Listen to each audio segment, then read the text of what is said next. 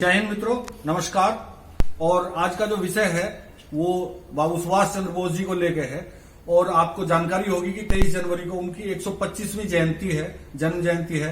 और हमारे वीर बहादुर और ऐसे सेना नायक जो भारत की आजादी से पहले के प्रथम नायक रहे, हमारी आजादी के मसीहा कहो उन्हें, या एक सेना के सेना नायक कहो, या देश के पहले प्रधानमंत्री कहो, उनके बारे में दो शब्द हैं। और आप देख रहे होंगे कि उस पर आजकल बहुत ज्यादा 2 दिन से चर्चा में है। सारा विषय चर्चा में इसलिए है कि 21 तारीख को एक घोषणा हुई कि भाई वार मेमोरियल जो बना है हमारा, उस पे ये अमर जवान ज्योति को शिफ्ट किया जाए। और जहां ये अमर जवान ज्योति शिफ्ट की गई है वार मेमोरियल पे, जो बनाया इन्होंने, प्रधानमंत्री ने, नरेंद्र मोदी जी ने जो बनवाया वार मेमोरियल, तो उस पे ये अमर जवान ज्योति शिफ्ट की गई है।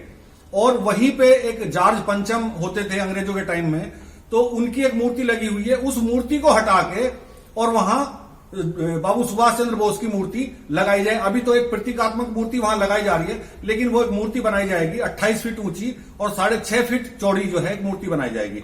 अब इस पे हो हल्ला क्या है? बात विषय ये है कि इस पे हो हल्ला क्या है। इस पे हो हल्ला ये है कि हमारे जो देश के ये गद्दार नेता हैं, वो कह रहे हैं कि जी हमारे भारत के इतिहास को ये बदलना चाहते हैं। बीजेपी वाले, सीधा टारगेट तो नरेंद्र मोदी जो हैं हमारे इतिहास को बदलना चाहते हैं। लेकिन मैं कह रहा हूं कि इतिहास को बदलना नहीं चाहते हैं। जो इतिहास को दबा दिया गया है, जिस इतिहास की इन्होंने नसें तोड़ दी हैं, वो इतिहास ये सामने लाना चाहते हैं। इतिहास दबाया किसका जा रहा है? इतिहास दबाया जा रहा है अंग्रेजों का। जबकि ये नहीं चाहते थे कि उन अंग्रेजों का, क्योंकि ये गुलाम रहे हैं उनका इतिहास दबाया जाए, उनका इतिहास सामने लाया जाए। विषय यह है कि विषय को कन्वर्ट करना चाहते हैं। अब कन्वर्ट कैसे करें? कन्वर्ट करने के लिए इन्हें कुछ ना कुछ हा हल्ला करना चाहिए, जबकि जो असली बात है उसको ये सामने लाना नहीं चाहते हैं। अब एक मनीष तिवारी बुद्धि से भिखारी हैं, मैं तो भिखारी कहूंगा उन्हें, कि वो कह रहे हैं कि ये इतिहास को दबाना चाहते हैं। अब आप ये देखिए कि जो हमारे देश के सैनिक शहीद हुए आजादी के बाद से, 1947 से बाद की बात कर रहे हैं, जब तुम इतने फिक्रमंद थे उनके लिए, सबके लिए, तो इन पिछले 70 सालों में तुमने आज तक क्यों एक भी वार मेमोरियल नहीं बनवाया? जबकि हुआ क्या है, हमारे देश के प्रथम प्रधानमंत्री 1964 में जवाहरलाल नेहरू जो स्वर्ग सिधार गए, उनके नाम पे जहां उनका निवास था, उसी निवास पे इन्होंने जो है वार मेमोरियल बना दिया त्रिमूर्ति में। अच्छा, उसके बाद सन 1984 में जहां इंदिरा गांधी की हत्या हुई, उन्हीं के निवास को इन्होंने वार मेमोरियल बना दिया। 2003 में चेन्नई में राजीव गांधी के नाम पे मेमोरियल बना दिया। उसके अलावा कई हजार या सैकड़ों, कहो हजार तो नहीं कह सकते, लेकिन सैकड़ों एकड़ जमीन में इन्होंने वार मेमोरियल की जगह क्या बनाए हैं? उनके समाधि स्थल बनाए हैं, कहीं उनके मेमोरियल बनाए हैं। लेकिन किसी भी सैनिक के नाम पे 1 एकड़ जमीन और कुछ 100 करोड़ रुपए ये इन 70 सालों में नहीं लगा सके।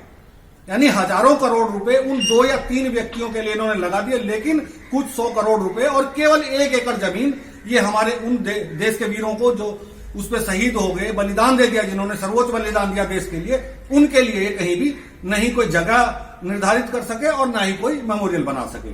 उसके बाद इतनी इनकी बेशर्मी देखिए। हमारे देश के जो प्रथम प्रधानमंत्री, मैं तो प्रथम प्रधानमंत्री कहता हूं उन्हें, सुभाष चंद्र बोस जी को, उनकी बेटी जो आज जर्मन में है, अनीता बोस, उसका एक इंटरव्यू लिया था 2013 में।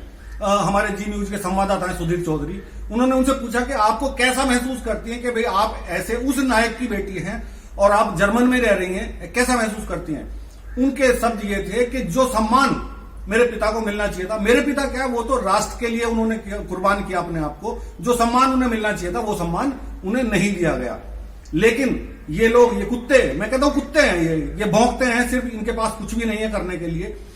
ये भौंकते कैसे हैं? ये हमारे सेना नायक को, आपको ध्यान होगा पिछले दिनों जब हमारी सर्जिकल स्ट्राइक हुई थी, जब हमारी एयर स्ट्राइक हुई थी, तो इन्होंने क्या कहा था? हमारे सेनाध्यक्ष को, जो अब जनरल वो थे CDS विपिन रावत जी, उनको गली का गुंडा कहा। अब आप क्या समझते हो कि ये लोग सैनिकों का सम्मान करेंगे? कैसे उम्मीद करेंगे इनसे सैनिकों का सम्मान करने की? पिछले 70 सालों में कितने सैनिकों के घर ये गए, कितने सैनिकों को इन्होंने सांत्वना दी, कितने सैनिकों के लिए, शहीदों के लिए, उनके परिवारों के लिए क्या कुछ किया?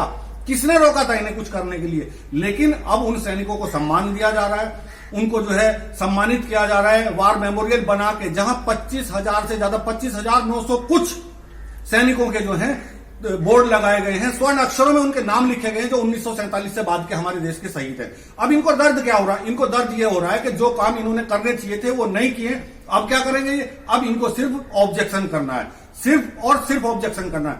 जब एक बात बताओ, आप हमारे देश के पहले नायक रहे सुभाष चंद्र बोस, उसके बाद उनके सामने इन्होंने जो है, जब प्रधानमंत्री पद की बात आई तो एक सिद्धारमैया, पट्टा सिद्धारमैया नाम के व्यक्ति को लाके खड़ा कर दिया। अटल बिहारी वाजपेयी कह रहा हूं, तो सुभाष चंद्र बोस जी जो हैं उनको प्रधानमंत्री बनाने के बजाय इन्होंने पट्टा सिद्धारमैया को लाके खड़ा कर दिया। सरदार वल्लभ पटेल के सामने इन्होंने उसको खड़ा कर दिया। यानी कि जो व्यक्ति केवल एकमात्र एक जो सीईसी जो भी होता है, इनका कमेटी होती है, उस कमेटी का एक व्यक्ति भी उस जवाहरलाल नेहरू के पक्ष में नहीं था, उसको इन्होंने प्रधानमंत्री बनाया। मेहरबानी किसकी रही? गांधी जी की, जिसके गांधी जी की जय करते हैं। उन गांधी जी की वजह से जो व्यक्ति 13 मत पाने वाला था उसको हटाया गया, और जिस व्यक्ति को एक मत भी नहीं मिला उसको अपनी कृपा पात्र से, जो अपनी कृपा की उससे जो है इन्होंने प्रधानमंत्री बना दिया। और आज ये हल्ला मचाते हैं कि जी देश का इतिहास बिगाड़ा जा रहा है। अरे देश का इतिहास तो तुमने विध्वंस कर दिया, देश के इतिहास पे तुमने नजर कहां डाली? देश का इतिहास था क्या और उसको तुमने कर क्या दिया? अगली बात मैं कहता हूं कि सर्जिकल स्ट्राइक और एयर स्ट्राइक पे इन्होंने बात की कि भाई सर्जिकल स्ट्राइक में कुछ नहीं हुआ, वहां कोई कहता था कौवा मरा है, कोई कहता है कि वहां कुत्ता मरा है। अरे आप सर्जिकल स्ट्राइक पे साथ में खड़े नहीं हो सकते, मत खड़े हो, कोई दिक्कत नहीं है, लेकिन वहां एक कौवा और कुत्ता मरा हुआ बता रहे हो, ये सेना का अपमान नहीं है? तुम हर रोज हर दिन सेना का अपमान करते हो और उसके बाद कहते हो कि भाई ऐसा कर रहे हैं और ये बीजेपी वाले ऐसा कर रहे हैं, नरेंद्र मोदी ऐसा कर रहे हैं। आप खुद क्या कर रहे हो? आपने कभी इस बात पे जोर दिया? 1923 में हमारे सिंगापुर से, इन्हीं सुभाष चंद्र बोस जी की बात कर रहा हूं, सुभाष चंद्र बोस जी ने घोषणा कर दी थी, आजाद हिंद फौज जब बनाई थी इन्होंने, कि भाई ये देश जो है आजाद भारत है। और उसके पहले 1919 में 55,000 के करीब इनके पास फौज थी। आजाद हिंद फौज जो बनाई सुभाष चंद्र बोस जी ने, 55,000 के करीब सैनिक थे। इन्हीं गांधी जी ने 1919 में जो प्रथम विश्व युद्ध हुआ, मैं बीच में थोड़ा सा अलग हट गया लाइन से, तो जो 1919 में प्रथम विश्व युद्ध हुआ उसमें इन्होंने 25 से 30,000 सैनिक कटवा दिए। सुभाष चंद्र बोस तैयार नहीं थे उसके लिए। उन्होंने कहा भाई सेना हम अपनी क्यों ले जाएं अंग्रेजों के साथ, क्योंकि हम तो अंग्रेजों से लड़ाई लड़ रहे हैं। तो पता है गांधी जी ने क्या कहा? गांधी जी ने कहा कि नहीं, अभी हम अंग्रेजों के साथ में हैं और पहले विश्व युद्ध को देखते हैं, उसके बाद में देखेंगे हमें क्या करना है। अंग्रेजों से लड़ाई हम बाद में लड़ेंगे, पहले हमें विश्व युद्ध में इनके साथ खड़ा होना है। तो ये लोग, और ये कहते हैं कि हमने आजादी दिलाई, कांग्रेस ने आजादी दी। अरे कांग्रेस किसने बनाई? कांग्रेस ही एक जो है एक गवर्नर था इनका अंग्रेजों का, कांग्रेस भी तो उसी की देन है। 1883 में कांग्रेस बनी।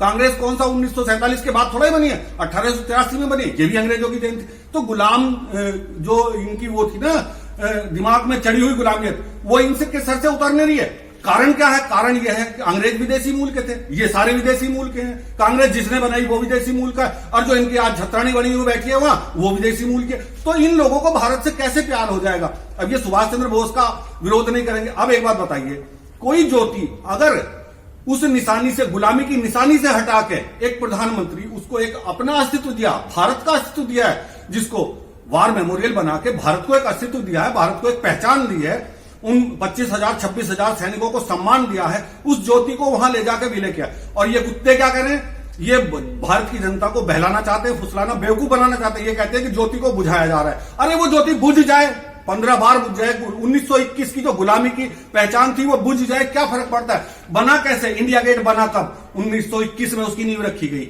1931 में बन के तैयार हुआ। एक कनॉट नाम का एक वो अफसर था उनका, जिसने इसे बनवाया। कनॉट प्लेस भी आज उसी के नाम का तो है। कनॉट प्लेस क्या है? कनॉट प्लेस उसी अंग्रेज अफसर के नाम का वो तो बना हुआ है, मार्केट बना हुआ है, कनॉट सर्कल, कनॉट प्लेस जो है।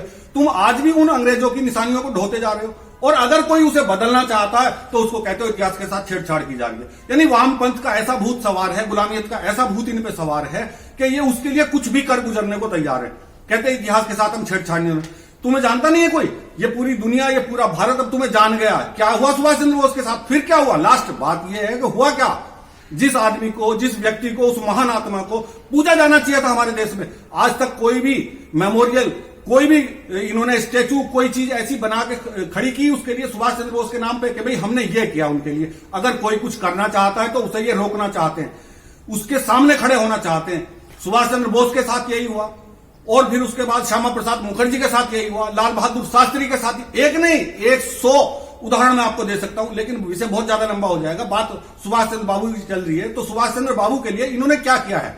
आज जब 23 जनवरी को हमारा जो राष्ट्रीय पर्व है, जो मनाया जाता है गणतंत्र दिवस, वो 24 जनवरी से शुरू होता था। कारण 23 जनवरी को सुभाष चंद्र बोस की जयंती है, इसलिए प्रधानमंत्री ने घोषणा कर दी कि अब ये पर्व जो है 24 जनवरी से ना मना के 23 जनवरी से मनाया जाएगा। अब ये 70 सालों में नहीं कर सके, तो अब इनको दर्द हो रहा है कि सुभाष चंद्र बोस का नाम जो है ऊपर जा रहा है, जहां जाना चाहिए था, जो सम्मान मिलना चाहिए था, वहां ये सम्मान को लेके जा रहे हैं। तो अब इनको दर्द हो रहा है कि ये कर नहीं पाए, और ये कर नहीं पाए तो जनता इनके खिलाफ हो गई। अब जनता खिलाफ होगी तो वोट नहीं मिलेंगे, और वोट नहीं मिलेंगे तो इनका अस्तित्व खत्म हो जाएगा। तो ये सारी राजनीति इसलिए चल रही है। तो मित्रों, मैं आपसे कहना चाहता हूं कि इन वामपंथियों को, इन मुगलों के दलालों को, इन अंग्रेजों के दलालों को पहचानो और भारत की शक्ति के साथ, राष्ट्रीय भक्ति के साथ में और उस व्यक्ति के साथ में खड़े हो जाओ जो वास्तव में भारत को ऊंचाइयों पर ले जाना चाहता है। सन 1960 में सेना ने इन्हें प्रस्ताव दिया, 1960 में प्रस्ताव दिया कि आप जो है, सरकार को प्रस्ताव दिया कि आप एक सेना के लिए मेमोरियल बनवाएं, सैनिकों के लिए कुछ करें।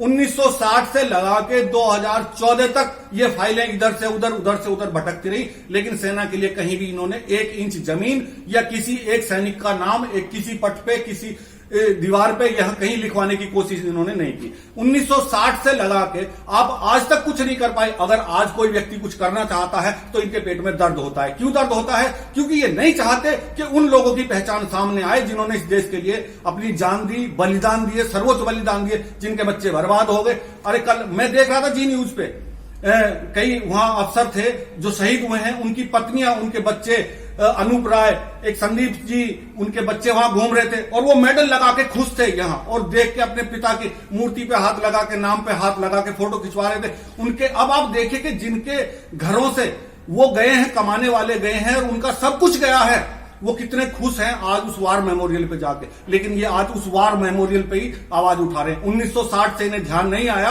सेना के सेनाध्यक्ष को भी इन्होंने दरकिनार किया। वो सारी फाइलें पता नहीं कहां कहां धूल छाटती रही, वो फाइलें आज निकल के सामने आ रही हैं। वार मेमोरियल बनाया गया और वार मेमोरियल बनाने के बाद में उन सैनिकों को सम्मान दिया गया और दिया जा रहा है और दिया जाता रहेगा, और यही दर्द इनके सीने में जो है चुभता रहेगा, और यही हम चाहते हैं। अगर ये दर्द इनके सीने में होता है तो होने दो।